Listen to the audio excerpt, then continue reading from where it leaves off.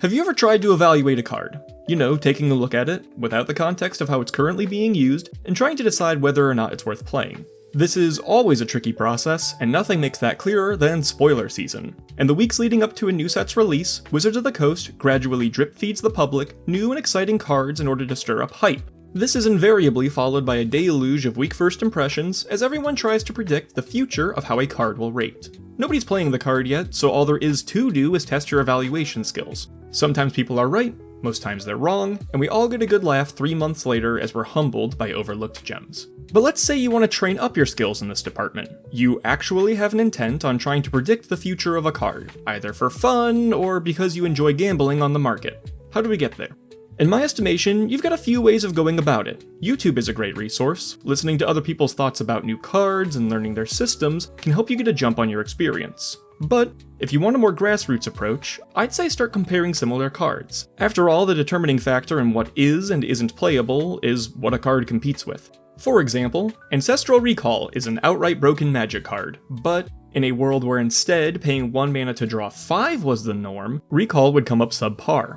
Phyrexian Arena is a common point of comparison, and tensions about power creep have risen as it's seen a couple of nearly functional upgrades over time. We can also get an idea of this by looking at other card games. From my understanding, Pokemon has a card that refreshes your hand without a resource, so other card draw really needs to overperform to be playable. On the other hand, Pot of Greed only draws 2 cards, and it's too strong to be legal even in the blisteringly fast environment of Yu-Gi-Oh! Requiring no resources and having no limitations, it can never come off the ban list. So today, I want to try out some evaluations of my own through the lens of a beloved supercycle, the Swords of X and Y. They're a series of 10 cards, ignoring 2 outliers, that have very similar templating. They act as a reflection of how keeping the core elements of a card and tweaking only its colors should change its design. Because these cards are so similarly templated to each other, they also make a great reference point for training evaluation skills. For the uninitiated, the templating of the swords all share the following attributes. They each cost 3 generic mana to cast, and 2 to equip.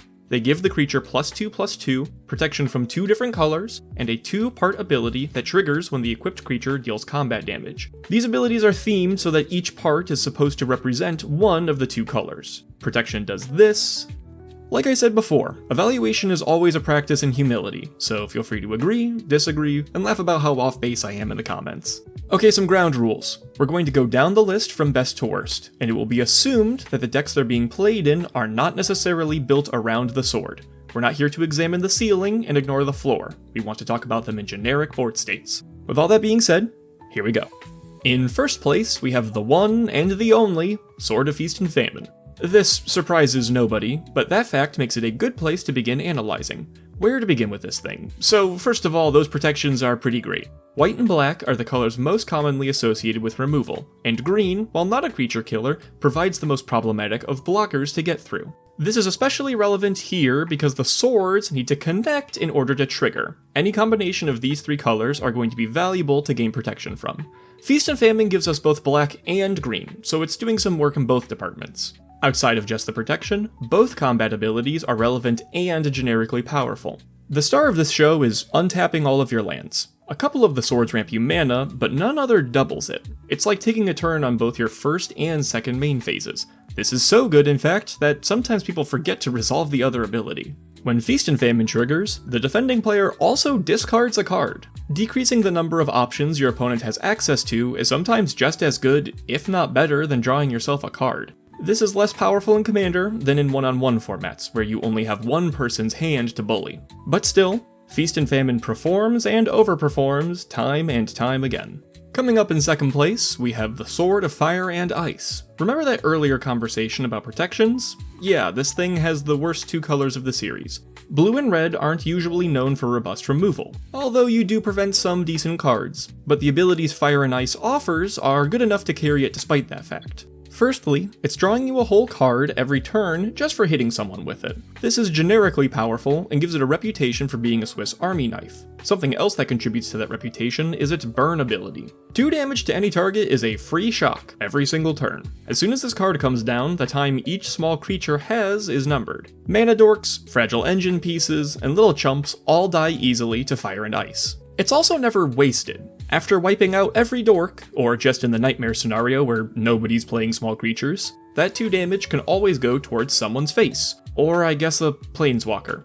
These 2 abilities will help you play the underdog really well. If someone's ahead, you can politic with the other players to let you hit them, directing damage towards the archenemy and fishing for removal with the card draw. I love this thing, so factor bias into the placement, but with its variety of uses, Fire and Ice is never sitting there doing nothing for you. But those 2 have always been popular. It's time to get into the more debatable placements. I think 3 goes to Hearth and Home. Here we are again, starting off strong, sporting an incredible 2 protections. White stopping removal, and green getting us through the line. Those on-hit effects are spectacular too. Finding any basic land and putting it into play makes this card debatably a substantial upgrade over Sword of the Animist, a card that already sees play on its own. Then, in addition to this, you get to blink any creature you own. Reusing Enters clauses is powerful, and makes every hit with this into extra value that scales with the strongest Enters the Battlefield effect on your board. Stoneforge Mystic especially loves this card. She can tutor the sword itself, and then the sword can blink her to go tutor more swords. That blink clause also says own, not control, which means that you can use it to grab back any creatures that someone else has stolen from you. As opposed to having one specifically powerful effect, Hearth and Home provides a spread of abilities that all put in a bit of work. Always happy to see it on my board. The next card actually shares a lot of similarities with the previous high performers. Sword of Forge and Frontier. Green and red are an alright protection spread, but it's important to keep in mind that if red wants a problematic artifact gone, they can pretty easily make it happen. That aside, the effects here are fantastic. It impulse draws you 2 cards per swing, showing similarities with Fire and Ice, while also allowing you to play an additional land this turn. Putting extra lands into play is always powerful, but there comes an issue where the number of lands you have access to in hand bottlenecks its consistency. The impulse draw helps you out with this problem, finding more lands to feed the machine. This ability to put lands into play also makes it the 3rd example of ramp in the swords, but it ranks a little bit lower than the other 2 due to its ability to whiff. The impulse draw is also maybe worse than Fire and Ice, since you don't get to keep the cards around if they're not good at that moment. Still a fantastic card though. Here's where the quality starts to slip a little bit. At number 5 lies Sinew and Steel. Just like Sword of Forge and Frontiers, we have one great color to protect from, and one that's not that appealing. This sword, however, produces no resources, instead deriving value from having 2 removal clauses. When it hits face, you can destroy both an artifact and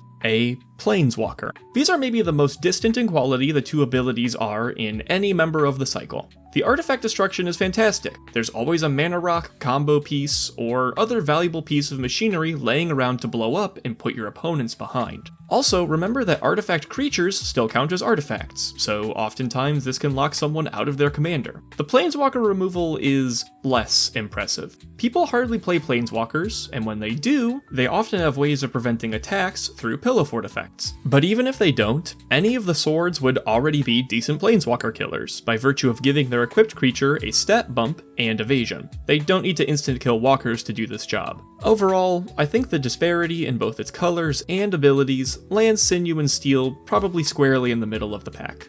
Sword of Light and Shadow is in a weird place. Those colors are the final pair to make up our holy Abzan trilogy of good protection. It's very hard for removal to get in at your creatures when Light and Shadow has their back. The issues come up when we start talking about its abilities. Firstly, we gain 3 life. This is nothing. Your life is a resource, sure, but it's one that's worth so little that it's not usually worth paying chunks of mana to regain it in small doses like this. Even in life gain decks, which pay you off for these kinds of effects, there are much better ways of getting triggers if you're making a 5 mana investment. The other ability might save this then, right?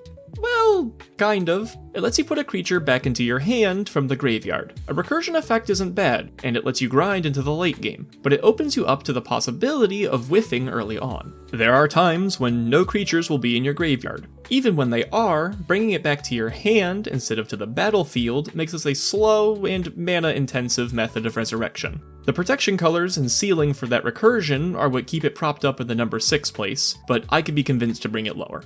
In number 7, we have Sword of Truth and Justice. This card feels a little bit like it's at war with its own design. It grants protection from blue and white. Okay, one good and one but notably, there's no green here. Keeping us safe from kill spells is great and all, but it would be helpful to get through big green blockers in a pinch. This is particularly problematic for Truth and Justice due to the fact that it doubles down on hitting faces. Its first ability is to put a +1/+1 counter on a creature you control, and then after that, it proliferates. On its own, this sword makes something big, and then continues to make it bigger over time, but that opens it up to having the Voltron problem, of leaving a big scary creature to being rendered helpless as they're chump blocked turn after turn. Sure, white gets us through a sea of tokens, but I'm not sure that's enough on its own. Also, this make a creature big maneuver is all it's doing. No Swiss Army knifing here. On the other hand, the sword does make its own proliferate actually function, has a good protection, and, in the right deck, might have the highest ceiling of the cycle, considering you can proliferate things like divinity counters on the Myojin.